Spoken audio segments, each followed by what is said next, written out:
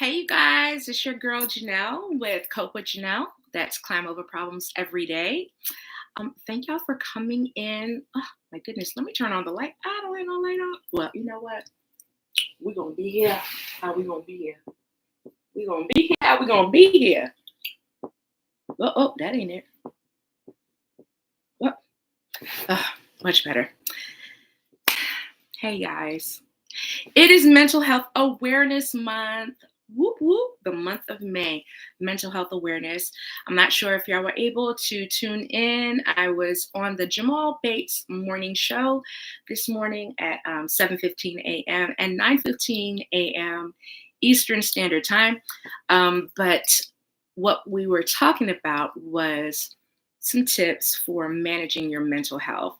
And so today, in honor of Mental Health Awareness Month, I will be giving out some tips for managing your mental health.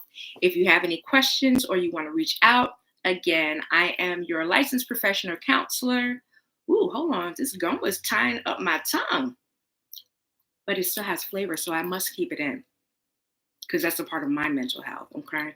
I will perseverate over it if I throw this gum out, knowing that there was still some flavor in it. Okay. Know your limitations, people. Tip number one. Mental Health Awareness Month. Got it that time. So I'm going to be giving out tips, but if you have any questions and you want to reach out, please feel free to send me a text or to call my work phone. That is 803 803 0639. Again, that's 803-830. I'm going to put it in the chat. How about that? 803-830-0639. Okay.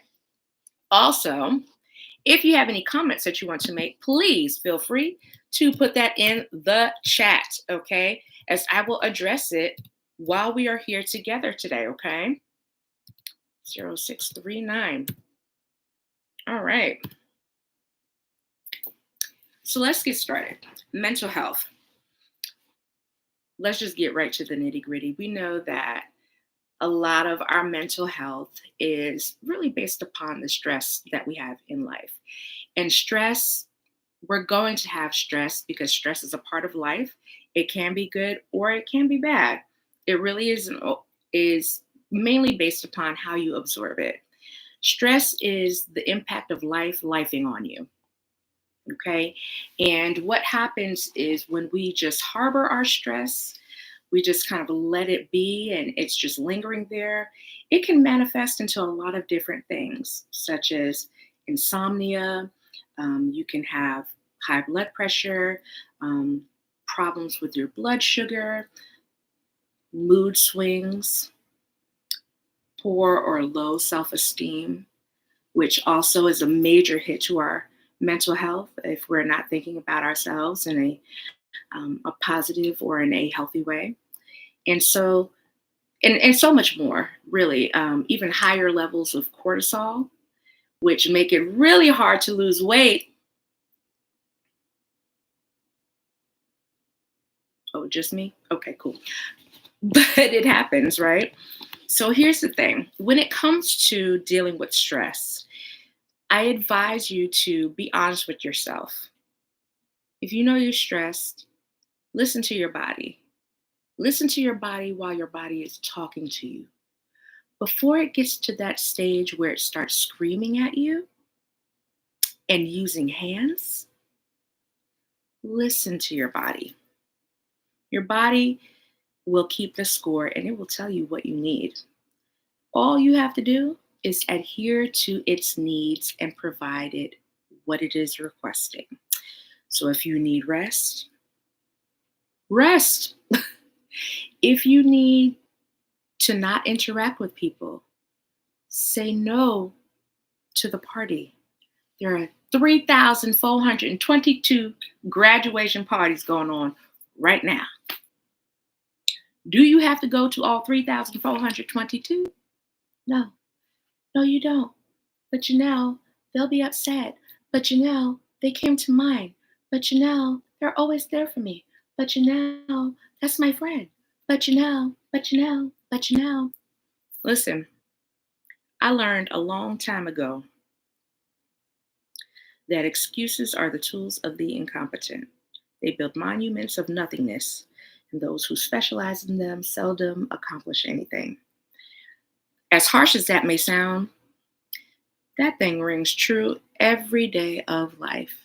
An excuse is nothing than um, a, a misused justification for whatever you're going to commit to that you already made up in your mind you wanted to do, regardless of the consequences.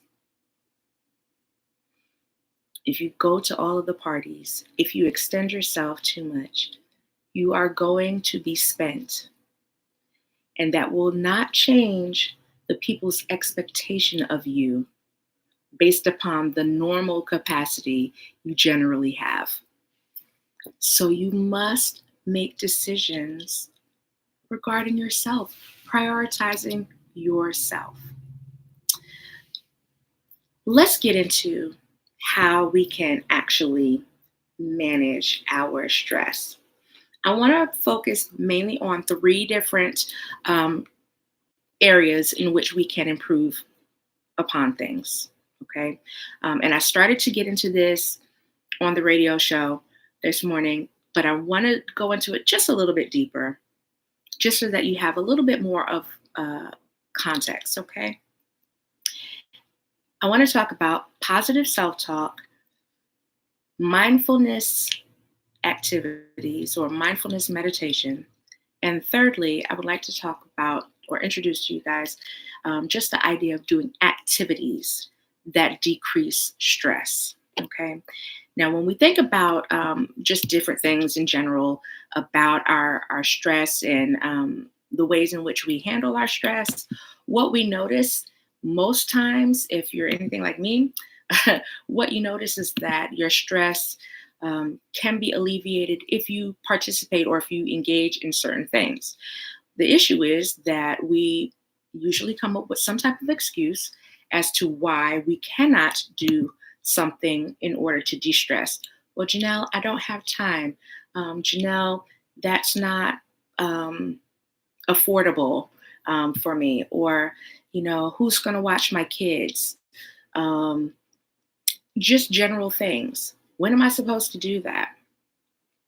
Well, that's why I thought it would be better if we talk about some things that actually um, can be implemented in the life you already live. I'm not asking you to create any extra hours in the day, to create any extra minutes even in the day.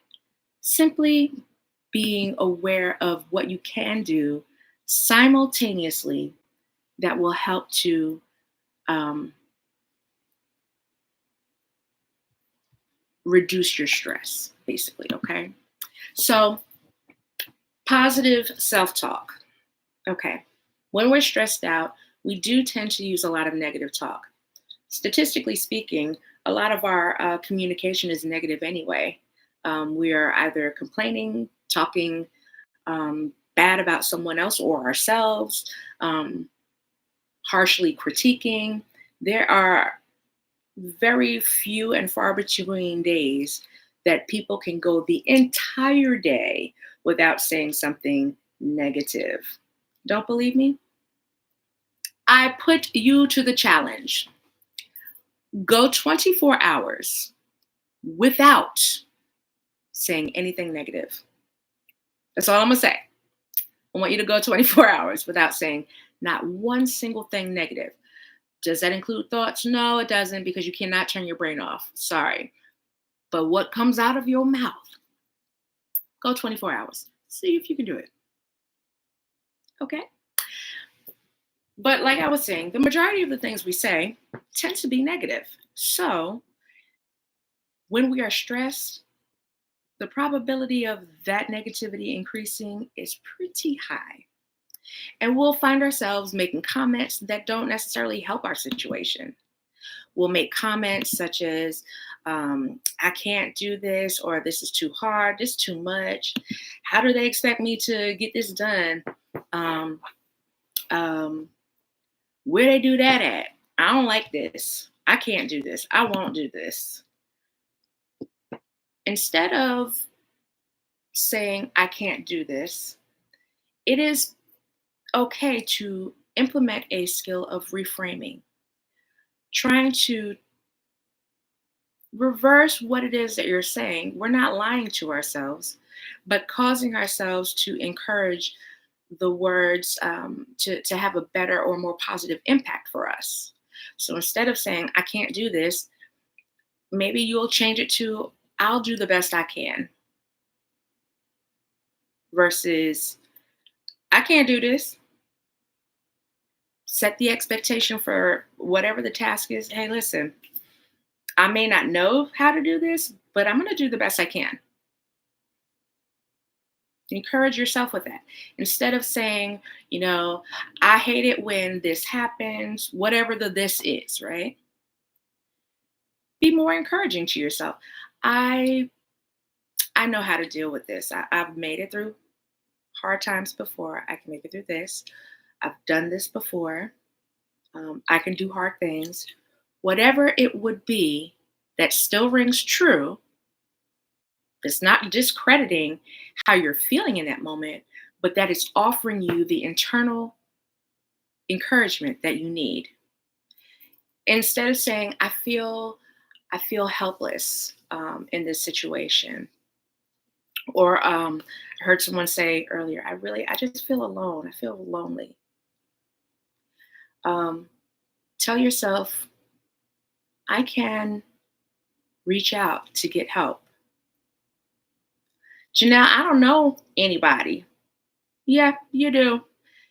If you're watching this video, I've already given you the phone number, so you do know someone. If you're feeling lonely, if you're feeling helpless, it's okay to reach out and get help if you need it. Okay. Instead of beating yourself up for something, I asked someone earlier in a session, do you often, go directly into just critiquing yourself if XYZ happens? They were like, yeah, and some of the verbiage was, I can't believe I keep falling for that. I keep screwing up. I keep letting XYZ happen. Though that may ring true for you, let the words of encouragement, the positive self-talk, overtake the automatic negative default speech that you would like to go to. Instead of saying that, offer yourself a little grace in that moment. You know what? I'm human and we all make mistakes. I can fix this. I can try again tomorrow. I can try again today. This moment doesn't have to define me. I can keep going. Okay. I want you to practice being able to offer yourself grace by way of positive self talk when you feel most uh, ready to say something negative to yourself or about your situation. Okay. The next thing I wanted to kind of tell you about was mindfulness. Okay. So I was talking to someone before about mindfulness, and I was telling them, I was like, yeah, I do mindfulness meditation and stuff. And they were like, oh, I don't do that Buddhist stuff. I was like, okay. Though there may be activities that are part of another culture or religion, mindfulness is so much more, and it may have originated in certain sectors, but it has become so much more of a global um, avenue for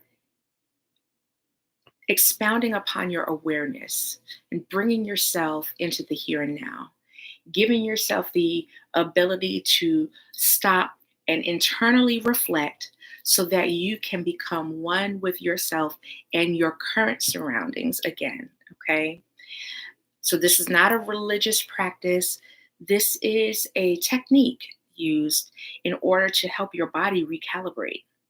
When we feel stress, we have physiological signs of our stress. Sometimes we may feel our heart rate increase, our breathing get more shallow. We may sweat. I sweat on my nose.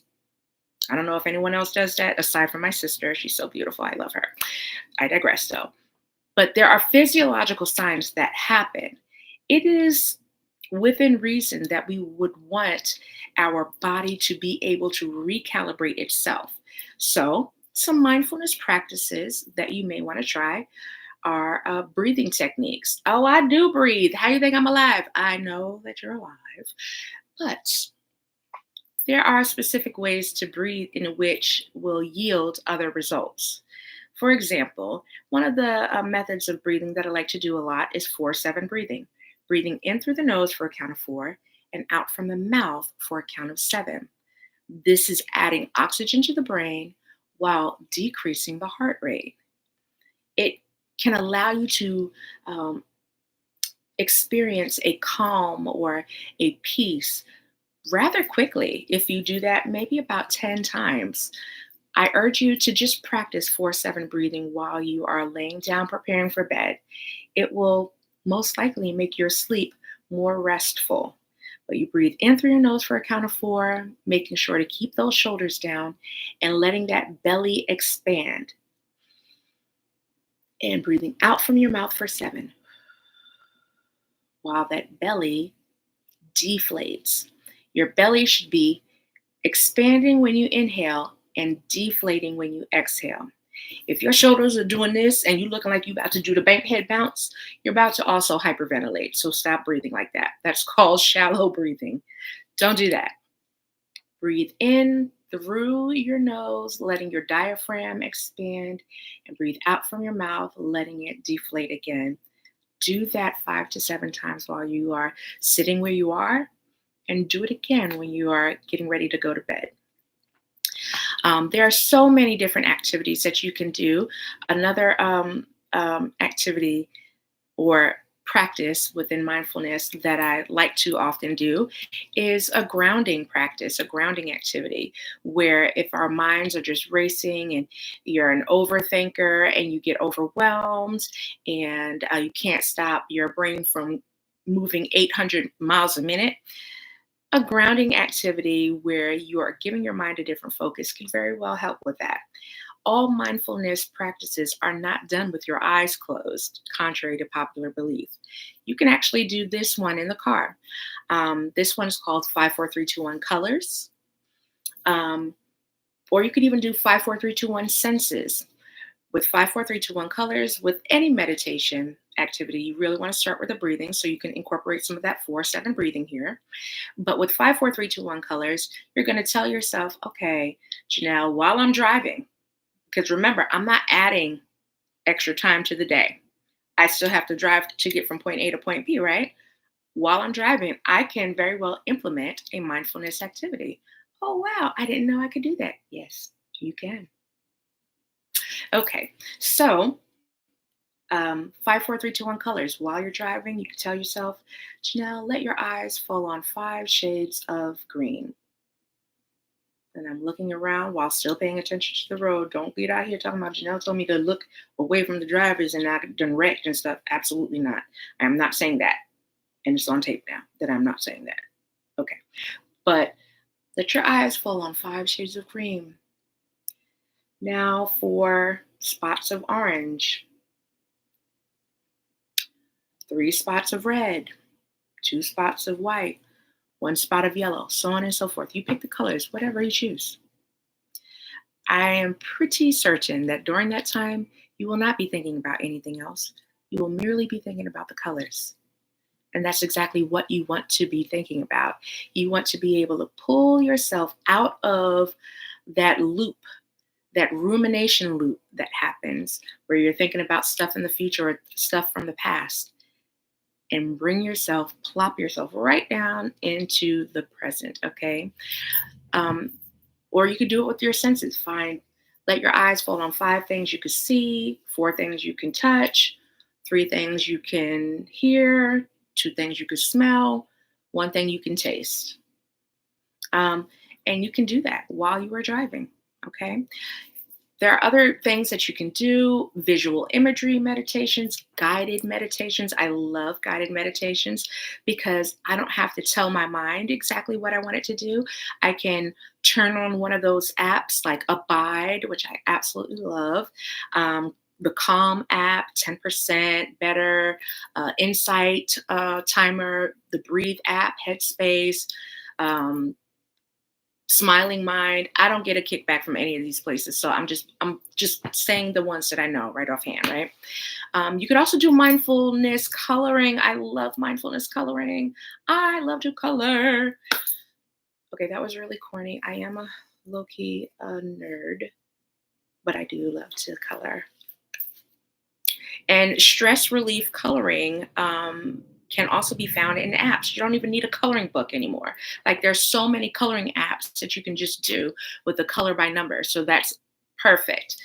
Engage in some mindfulness. That helps to refocus the mind and actually calm the body from the physiological responses that you may be experiencing from stress. Third and final, I wanted to talk about activities. Okay, now this is a part where I lose people a lot of times. They're like, okay, um, what am I supposed to do? I'm stressed because I'm already spread too thin.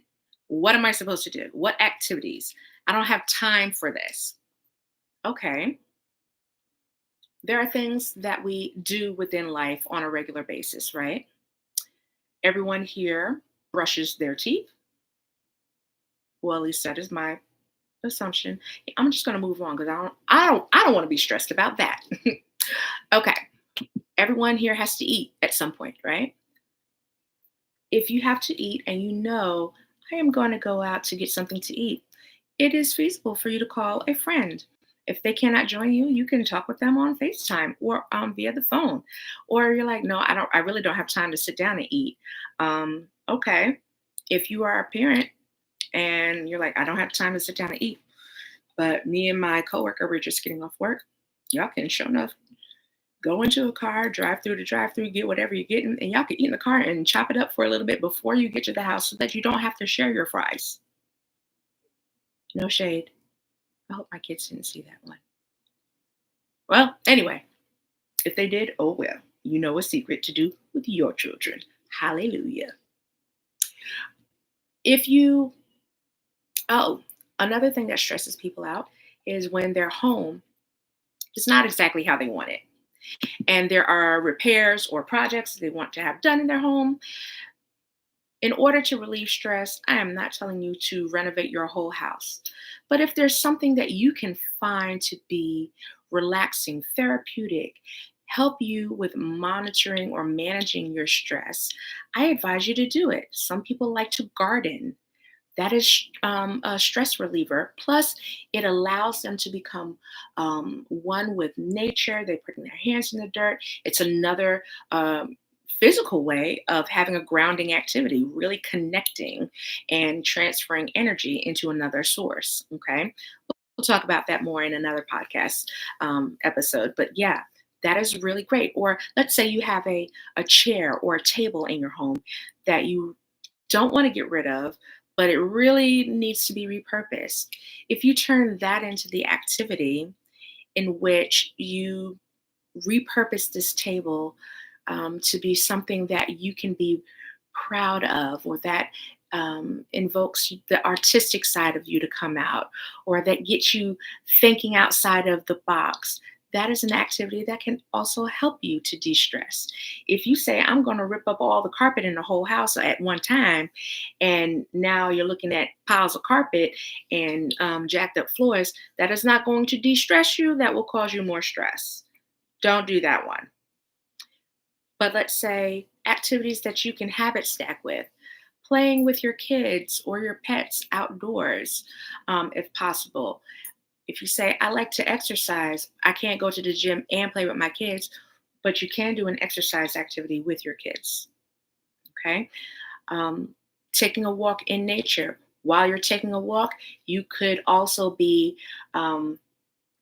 multitasking by talk to text on your phone, your grocery list, or making your to-do list for the day. so that it's not all swirling in your mind and you are feeling overwhelmed by the insurmountable list that you've come up with in your mind. No, if you go ahead on and transfer it from your head to a device or to paper, you're able to see exactly what you have, and then you can put it into time frames so you can see how much time is really necessary for each thing. A lot of times you're able to see, oh, you know what? I could actually be done with everything by 7 o'clock and really have still some time left to spare. I didn't even realize that I was going to have time left over. It just, everything seemed like so much in my mind. Yeah, write the vision, make it plain. You could also read a book. Janelle, I don't have time to read a book, but you do have time to listen to one. Yes. When do I listen to my books? I listen to my books in the car. Sometimes when I'm in the shower, I will have it playing on my Audible as well there. I'll play it when I am getting in the bed. Um, I will play it, oh, when I'm eating lunch sometimes. Yeah. Habit stack. If there's something that you have to already do, put an activity, put a mindfulness technique, something else in on top of that so that you can also help yourself de-stress. Well, we've talked about several ways: positive self-talk, really reframing our vernacular, especially as it pertains to our emotional response to stress that usually ends up being probably a little bit negative. So we have positive self-talk, mindfulness techniques and practices, and then we have activities for stress relief. Okay. Good people, if you need more information, definitely drop some comments and questions down below. But you could always reach out to your girl. Find me on the web at copewithjanelle.com. I'm also on Instagram, Facebook, and on TikTok at Cope with Janelle. So you can find me in all of those spaces. But until next time, my good people, please make sure you are kind to yourself, give yourself some grace, and try some of these de-stressing techniques to help you reduce that level of stress during Mental Health Awareness Month and beyond. All right, until next time, y'all be safe. Love y'all. Bye.